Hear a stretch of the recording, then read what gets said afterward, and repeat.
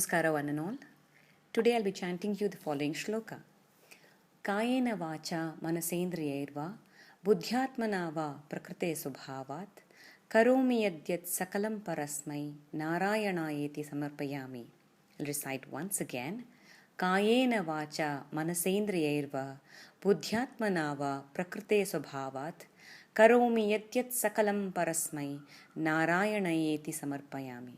It means whatever I perform with my body, speech, mind, limbs, intellect, or my inner self, either intentionally or unintentionally, either with knowing or unknowing, everything is dedicated towards you, my Lord.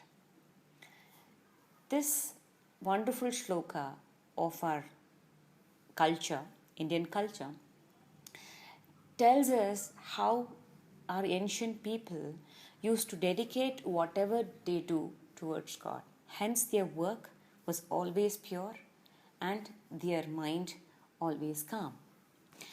At this moment, I would like to tell you a Japanese folk tale which also links to the following shloka. Once upon a time, there lived an old man and woman. They didn't have much for their own, so they used to work in the rice fields from morning till night. They were kind and they shared their food with everyone, animals, birds, and although their life was not so easy. So every day whenever they used to finish their work, they used to pass through the Jizo statues. The Jizo statues are the one which was protecting the village folk. They used to offer rice cakes and fruits every day, and they would say thank you, for they would be happy that Jizos helped them to have a good crop and have satisfied their needs. The seasons changed. It became from summer, it went on to become winter. So obviously the old man and women did not have work to do. So they sat down in their home and they made straw hats. One fine day, the old woman got up and told her husband, "It would be New Year Day tomorrow, but we don't have anything to make rice cakes at home. What do we do?" The old man had a plan. He said, why not I sell the straw hats you have made at home? I'll go to the nearby village. By the time I come back, why don't you keep everything which is needed to make the rice cakes ready? The old man set out to the village nearby. In the town, he went and he held the hats in his hand and shouted, "Kasa, kasa, kasa." It means straw hats in Japanese, but no one bought them. He couldn't even sell one hat, and he was worried that he did not have money to buy rice to make rice cakes. Since it had gone dark, the old man thought to return back home. On the way home, he found the Jizo statues covered with snow.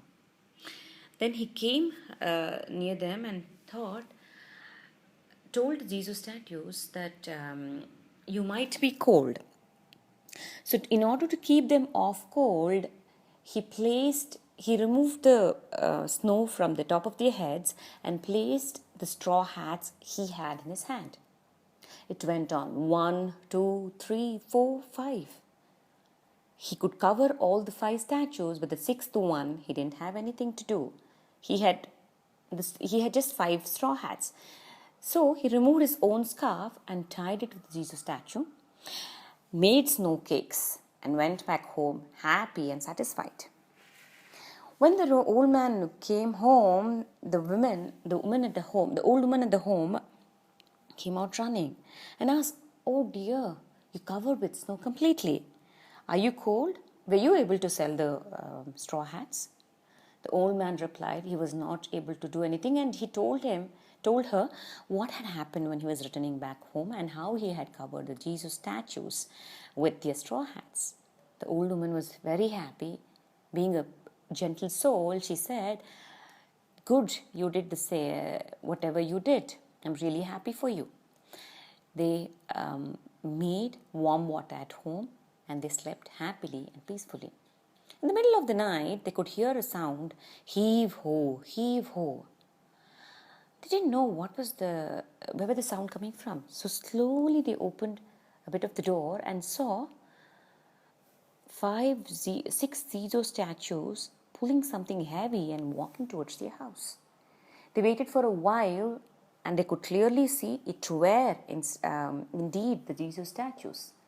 They came home to the old man and woman and said, "You've been very kind to us and you have shown what is the right thing to do. Thank you for offering us food day in and day out. This is what we want to give you in return. You've been generous for us." So they said, "Happy New Year." The old man and woman were very happy, and they lived happily ever after because they had the Jesus statues had bought them bags and bags of bundles of food and whatever they needed. It shows when we dedicate anything we do to Lord God, He protects us in the right way He needs to do. Thank you again to everyone for listening to this short story. Namaskara.